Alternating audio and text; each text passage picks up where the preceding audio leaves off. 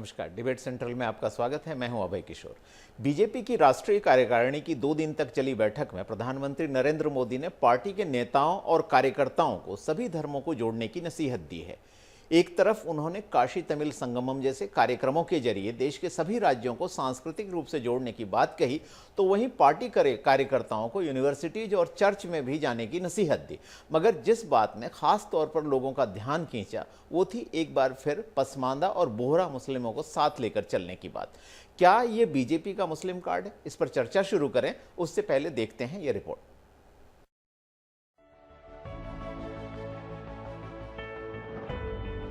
पसमांदा यानी फारसी का वो शब्द जिसका मतलब होता है सामाजिक और शैक्षिक रूप से पिछड़ी मुस्लिम जातियां। प्रधानमंत्री नरेंद्र मोदी ने पहली बार पसमांदा को साथ लेकर चलने की बात नहीं की है। हैदराबाद में पार्टी के राष्ट्रीय अधिवेशन में भी वो ये बात कह चुके हैं। मगर सवाल ये है कि हिंदुत्व के नाम पर लगातार चुनाव जीतती जा रही बीजेपी को आखिरकार मुस्लिमों को जोड़ने की बात क्यों करनी पड़ रही है? दरअसल इसके 2 मायने हैं। एक और तो नरेंद्र मोदी देश और पूरी दुनिया को ये संदेश देना चाह रहे हैं कि बीजेपी केवल कट्टर हिंदूवाद के एजेंडे पर नहीं चल रही, बल्कि देश के सभी धर्मों, वर्गों और समुदायों को साथ लेकर चलना चाहती है। मगर इससे बड़ा मकसद शायद कुछ और है। बीजेपी 2023 में होने जा रहे 9 राज्यों के विधानसभा चुनाव और 2024 के लोकसभा चुनाव को बड़े अंतर से जीतने के लिए कोई कसर नहीं छोड़ना चाहती। इस साल जिन राज्यों में विधानसभा चुनाव होने जा रहे हैं उनमें से कई में मुस्लिम वोटर बहुत सी सीटों पर नतीजों को प्रभावित करने की क्षमता रखते हैं। परंपरागत तरीके से ये वोटर फिलहाल कांग्रेस और अन्य विपक्षी दलों को वोट देते हैं और बीजेपी इसमें सेंध लगाकर कांग्रेस, सपा, बसपा, नीतीश की पार्टी और ममता बनर्जी की टीएमसी जैसे दलों की कमर तोड़ना चाहती है। वहीं लोकसभा चुनाव की बात करें तो केवल 5 राज्यों यूपी, बिहार, बंगाल, झारखंड और असम में जहां मुस्लिम आबादी सर्वाधिक है वहां से लोकसभा की 190 सीटें हैं। जाहिर है नरेंद्र मोदी के मुस्लिम कार्ड के पीछे कहीं न कहीं ये फैक्टर भी काम कर रहा है। 2019 के लोकसभा चुनाव में बीजेपी को 19% मुस्लिम वोटरों का साथ मिला था। वहीं गुजरात में हाल में हुए विधानसभा चुनाव में जिन 19 सीटों पर मुस्लिम वोटर निर्णायक भूमिका में है, पसमांदा कार्ड के चलते बीजेपी ने उनमें से 17 पर जीत हासिल की है। देखना ये है कि बीजेपी के इस ट्रम्प कार्ड का आगामी चुनावों के नतीजों पर क्या और कितना असर होगा। Bureau report, Asian news.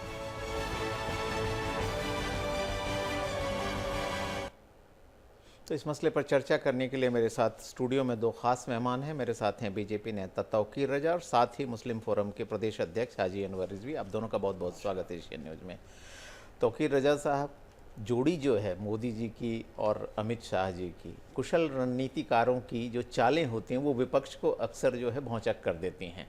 आज का दिन खास तौर पर इस चर्चा के लिए बड़ा मुफीद है क्योंकि आज ही खम्मम में केसीआर ने यानी कि के चंद्रशेखर राव ने एक विशाल रैली का आयोजन किया और उनकी कोशिश है कि 2024 का जो लोकसभा चुनाव है उसके पहले एक और मोर्चा बनाया जाए नरेंद्र मोदी के सामने।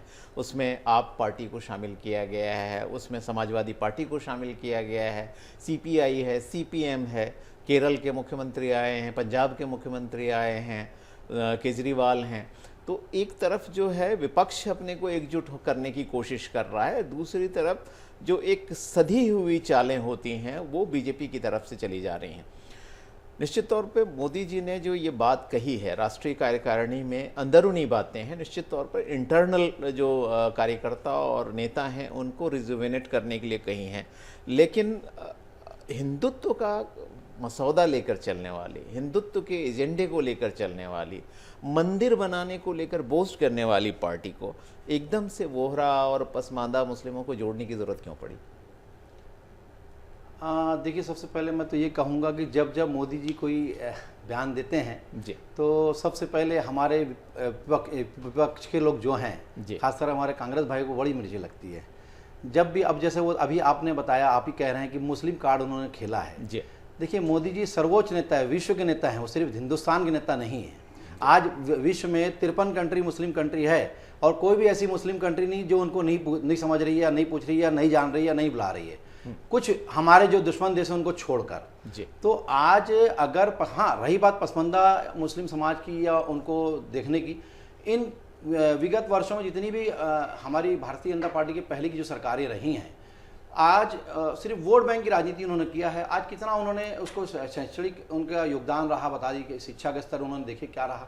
आज हमारा जो मुसलमान जो है, हमारे आज इंटेलेक्चुअल जो बनना चाहिए, हमारे बुद्धिजीवी वर्ग निकलना चाहिए, हमारा जो शिक्षा का प्रतिशत है मुश्किल से मुश्किल 5 से 10% अच्छे जो हमारे शिक्षाविद निकल के आ रहे हैं। जबकि इसके पहले अगर आप देखेंगे तो वो चीज़ 70 सालों से 69 सालों से कांग्रेस का शासन रहा। उन्होंने बोला कि हम आपका विकास करेंगे, आज तक नहीं दिया। भारतीय जनता पार्टी की सरकार जहां जा रही और भारतीय जनता पार्टी की हमारी केंद्र सरकार रही, माननीय मोदी जी की जितनी भी योजनाएं हैं किसी को भेदभाव करके नहीं गई। उनका पहला नारा जो रहा और आज भी वो नारा है, उन्होंने बोला कि सबका साथ, सबका विकास और सबका विश्वास। उन्होंने विश्वास भी जीता है। इस विश्वास के नारे के साथ वो आगे बढ़ते चले जा रहे हैं। उन्होंने प्रधानमंत्री आवास योजना के तहत किसी के साथ भेदभाव नहीं किया, चाहे वो गरीब मुस्लिम हो, आदिवासी मुस्लिम हो, दलित हो, किसी भी समाज के हो। उन्होंने बोला पहले हिंदुस्तानी हो, वो किसी भी वर्ग का हो, हम उसको बाकायदा हम आवाज देंगे, और बाकायदा वो दे रहे हैं। उसके अलावा जो गैस की जो उज्ज्वला योजना है उसको भी वो घर घर तक पहुंचा रहे हैं। तो ऐसी कई सारी जो विकास की योजनाएं हैं वो बढ़ाए चले जा रहे हैं। लेकिन क्या होता है, जब हमारे जो मुस्लिम समाज के लोगों की है, जब कोई उस समाज को देखेगा नहीं तो कौन देखेगा? हमारे माननीय मुखिया देखेंगे, देश के मुखिया देखेंगे, मोदी जी देख रहे हैं। बिल्कुल, ये बहुत दुर्भाग्यपूर्ण स्थिति है कि हम एक देश के निवासी हैं, देश की जो दुनिया की सबसे बड़ी मुस्लिम आबादी भारत में रहती है, इसके बावजूद अगर वो सामाजिक और शैक्षणिक रूप से पूरा विकास नहीं हो पाता है तो कहीं ना कहीं कमी जरूर रह गई है। हाजी अनवर साहब, आपसे समझना चाहूँगा कि जो अलग अलग पार्टियाँ हैं, जब भी चुनाव का वक्त आता है तो लोगों को मुस्लिम वोटर दिखते हैं, एक वोट बैंक दिखता है, लेकिन जो भले की बात है वो नहीं दिखाई देती। क्या आपको लगता है कि वास्तव में समाज जो है वो पिछड़ा हुआ है? अभय जी, सबसे पहले तो आपका धन्यवाद कि आपने मुझे बुलाया। और मैं एक मुस्लिम समाज का छोटा सा कार्यकर्ता हूँ, ना कि मैं कोई नेता हूँ। सबसे पहले मैं बता दूँ कि मेरे छोटे भाई तौकीर रजा ने जो बात कही, मैं उससे इत्तेफाक नहीं रखता, क्योंकि भारतीय जनता पार्टी की कथनी अलग है और उसकी करनी अलग है।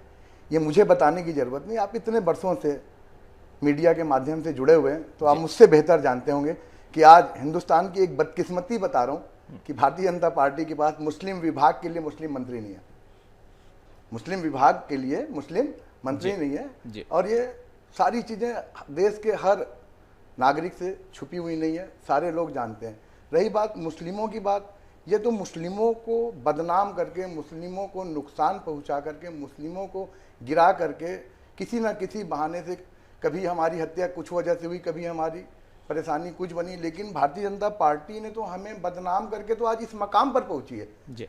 आज 1992 से लेकर के आज की तारीख देख लीजिए। मैं कोई हवाला नहीं देना चाहता, अगर मुझे पहले बताया होता तो मैं तारीख टू तारीख नोट करके आता और एक एक हवाले के साथ आपके साथ में बैठ मुझे कहने दिया जाए। तौकीर भाई, आपने जब कहा मैंने बहुत शालीनता से सुना, आप भी अपने शालीनता का परिचय दीजिए। बिल्कुल, भाजपा होने का परिचय भारतीय जनता पार्टी की यही पहचान है। आपके पास तौकीर साहब जरूर आएंगे, आपके पास जवाब लेंगे। आप बोलिए, आप मेरे बीच में नहीं बोलेंगे तो मैं बोलूंगा। बिल्कुल बोलिए। भारतीय जनता पार्टी मुस्लिम तो वो पारस पत्थर है, इसको जितना बुरा बोलेगा उतने ऊंचाइयों पर जाएगा। जो मुसलमानों को गाली बकेगा भारतीय जनता पार्टी उसको नवाज रही, जिसकी कोई 2 पैसे की हैसियत नहीं है, वो अगर किसी मुसलमान को गाली बक रहा है, मार रहा है, पीट रहा है, उसको नवाजा जा रहा है। पहले आप देखिए कि नवाजा किसे जाता था और आज यानी अनवर साहब, मैं ये मान लूं कि आपको जो बीजेपी कह रही है उस पर आपको भरोसा नहीं है। उसकी किसी भी बातों पर। चलिए, अमीन मेमन साहब भी हमारे साथ जुड़ गए, कांग्रेस के नेता हैं। अमीन मेमन साहब, आपने अभी चर्चा सुनी, ये बात हो रही है कि किस तरह से बीजेपी की राष्ट्रीय कार्यकारिणी में नरेंद्र मोदी जी ने कहा कि पसमानदा मुस्लिमों को भी जोड़ें और साथ में बोहरा समाज के पास जाएं, चर्च जाएं, यूनिवर्सिटी जाएं। तो आपको क्या लगता है कि ये जो कार्ड खेल रही है बीजेपी, क्या इसमें मुस्लिम समाज का भला निहित है या सीधे सीधे ये वोट बैंक का कार्ड है? देखिए, सबसे पहले तो मैं आपको सभी को नमस्कार करता हूं, आपके न्यूज चैनल को नमस्कार करता हूं, सभी दर्शकों को नमस्कार करता हूं। जिस तरीके से भारतीय जनता पार्टी मुसलमानों को, क्रिश्चियन को अगर ये सोच रही है कि अभी चुनाव को देखते हुए, चुनाव के आते हुए अगर मुसलमानों की, इनको अल्पसंख्यकों की अभी इनको सुध लेने की पड़ रही है, तो सीधा सीधा इसमें राजनीतिकरण है। और मैं नहीं सोचता कि इससे कोई बहुत ज्यादा इनके साथ कोई जुड़ेगा। आज मैं हमारे तौकीर भाई बैठे हैं, उनसे जानना चाहता हूं। तौकीर भाई, एक तरफ आपके मोदी जी बोलते हैं कि अल्पसंख्यकों को जोड़ो, एक तरफ आपका भाजपा का जिला अध्यक्ष नारायणपुर में चर्च को जाकर तोड़ रहा है, और आप किस मुंह से आप बोलेंगे कि हम अल्पसंख्यक को जोड़ेंगे? चलिए, तौकीर रजा जी आपका जवाब देना चाहते हैं। तौकीर रजा जी, आप उसको गलत इल्जाम दे रहे हैं। आज वहां पर जो धर्मांतरण हो रहा है, 2018 में जब मैं वहां पर गया था, तो 2018 के पहले जब मैंने वहां पर कलेक्टर तामन सिंह सोनवानी थे उस वक्त, आज जो पीएससी के चेयरमैन है,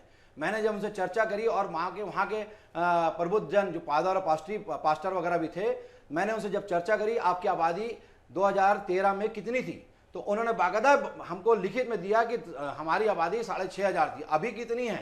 2018 में लगभग 18,500 हो चुकी थी।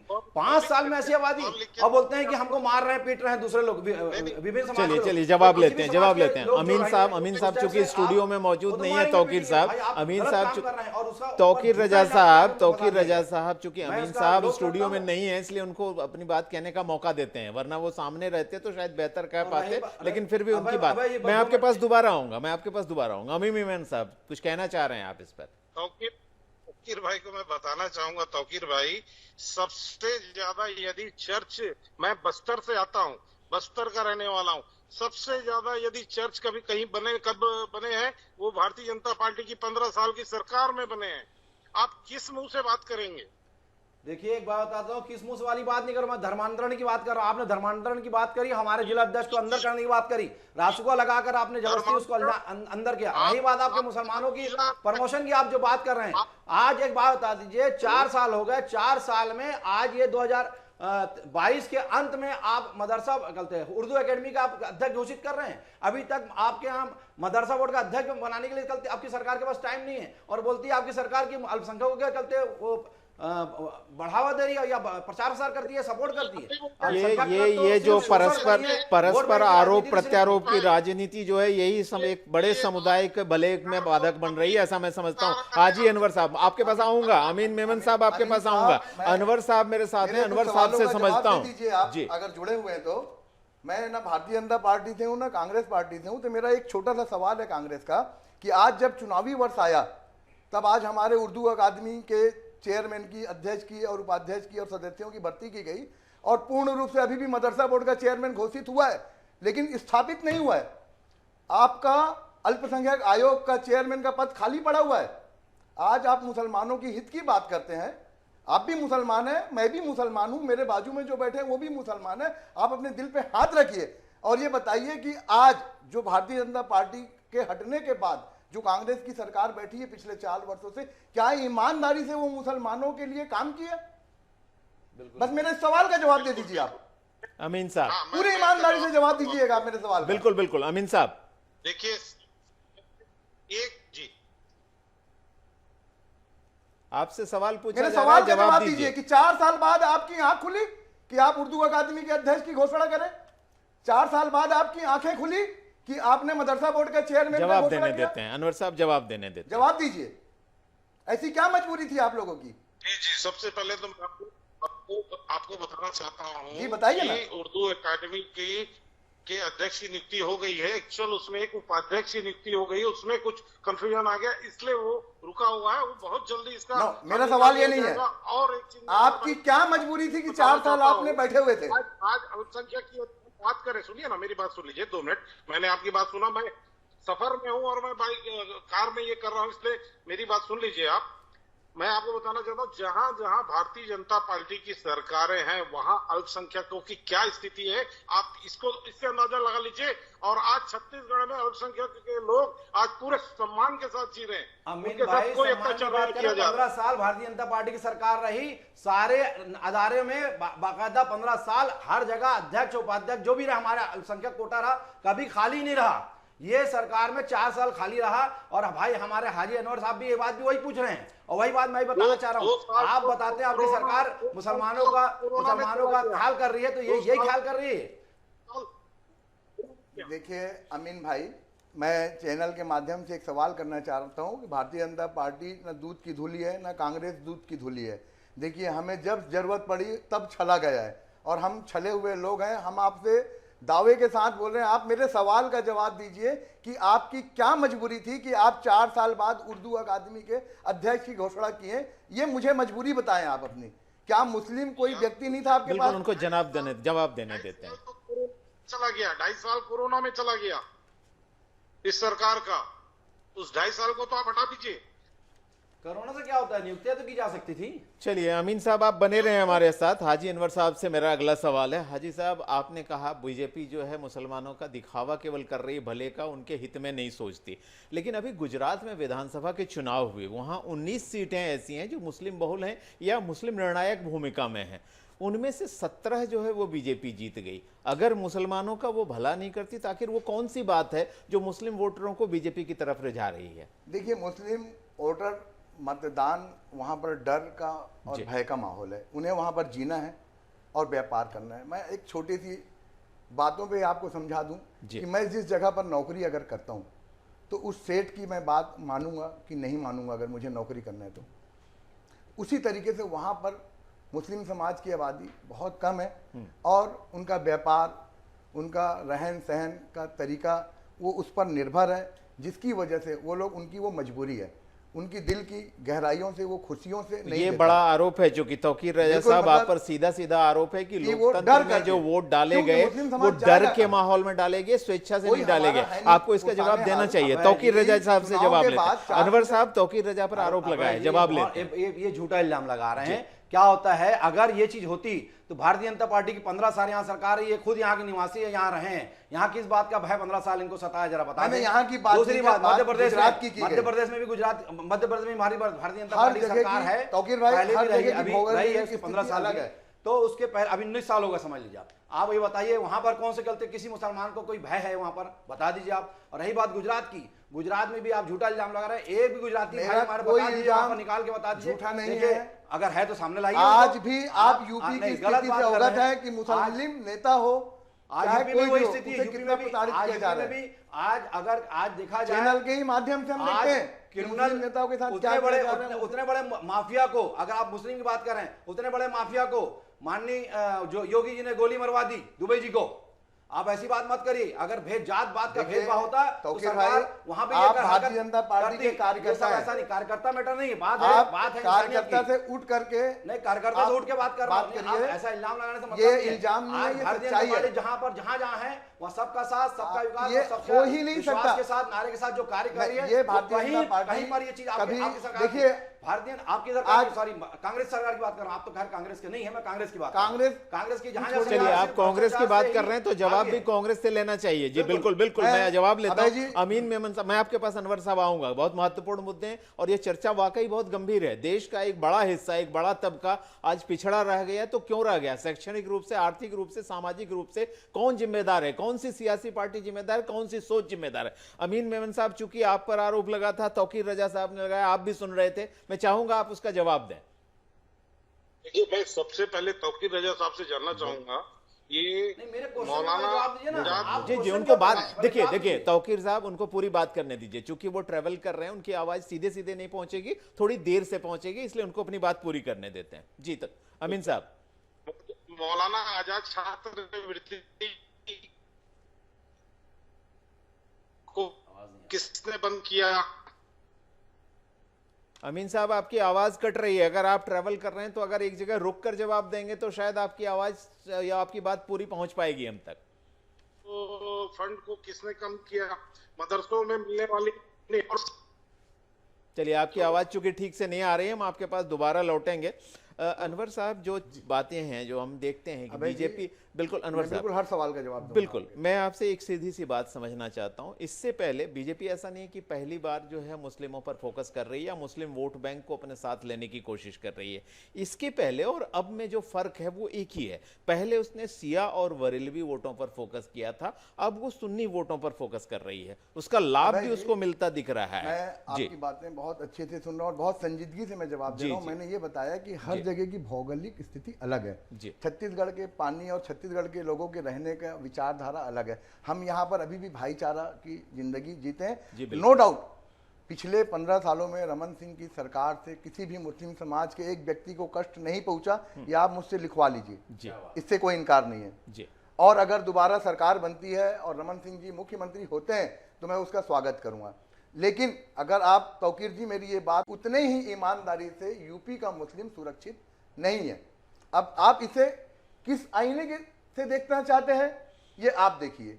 जो सच्चाई है मैंने वो बताया। दूसरी बात, केंद्र सरकार से जो मुस्लिम समाज के मदरसे जो चलते हैं उसके जो 60% जो राशि है वो केंद्र से आता है, वो पिछले कई वर्षों से बंद था।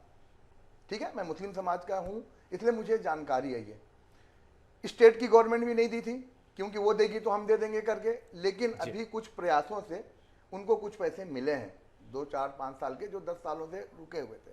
ठीक है, ये तो चलते रहता है। लेकिन जो भारतीय जनता पार्टी ने जो कहा कि हम मुसलमानों को जोड़ करके, अगर ऐसा है तो भाई आपके लोगों को क्यों बयान देना पड़ता है, क्यों मदरसे में आपको आना पड़ता है, क्यों अभी आपके आरएसएस प्रमुख दिल्ली में गए थे मदरसे पे, क्यों आपको मतलब सफाई देनी पड़ती है। आप ऐसा काम करते हैं ना कहीं कि मुस्लिम समाज को तकलीफ पहुंचती है और आपकी विचारधारा उससे दूर है, और आपने हिंदुओं को मैसेज दिया है। चलिए तौकीर साहब से एक बड़ा सवाल पूछते हैं, क्योंकि बात पसमानदा मुस्लिमों की हो रही है और मोदी जी ने कहा है कि इन्हें जोड़ें। ऑल इंडिया पसमानदा महाज जो है उसकी 3 मांगे हैं। उसका कहना है एससी का दर्जा दिया जाए, शेड्यूल कास्ट का दर्जा दिया जाए, सामाजिक प्रशासनिक अन्याय बंद हो और अधिक से अधिक टिकट मिले। क्या अगर आप उनकी बात कर रहे हैं क्या उनकी मांगे मानेंगे?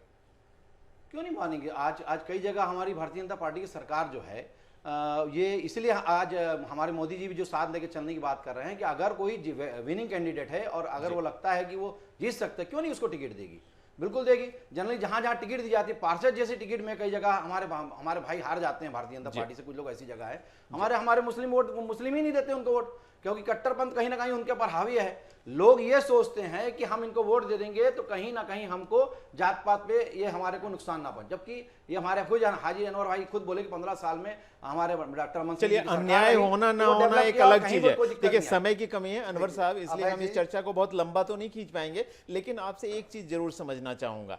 न्याय हो अन्याय हो एक अलग मुद्दा है, लेकिन मूलतः जो विकास की दौर में पूरा समाज पिछड़ गया है, तो सभी राजनीतिक दलों से आपकी अपेक्षाएं क्या हैं संक्षेप में? मैं यही कहना चाहूंगा अभय जी, अगर वाकई ईमानदारी से भारतीय जनता पार्टी चाहती कि मुस्लिम समाज से नेता पैदा हो या हम नेता बनाएं, तो आप हमें राज्यसभा में भी तो भेज सकते हैं। कोई जरूरी नहीं कि हम जीत करके आए, हम जीतने योग्य नहीं है, हम पार्षद चुनाव नहीं जीत सकते। हमारे तौकीर भाई अभी भेजिए, यूपी से भेजिए, 2 लोग को भेजिए, पसमानदा समाज से एक को भेज दी। अभी हमने क्या कहा अभय जी कि मुस्लिम समाज का जो विभाग है उसे कौन देख रहा है, आप बताइए ना। मुस्लिम समाज नहीं, वो तो अभी खाली हुआ है, अभी खाली नहीं हुआ है। नहीं अभी खाली हुआ है, कुछ महीना 4 से 6 महीना गुजर गया। 4-6 महीने नहीं, कुछ महीना खाली हुआ है। संजीदगी तो तौकीर जी संजीदगी तो दिखानी पड़ेगी। मैं यही चाहूंगा, छल कपट तब रहे, उसके बाद छल कपट और धोखे से उठ करके छल कपट नहीं, चल नहीं, हर पार्टी आप उसको आप पहले शोषण तो हमारा देखिए आप पहले कांग्रेस ने किया।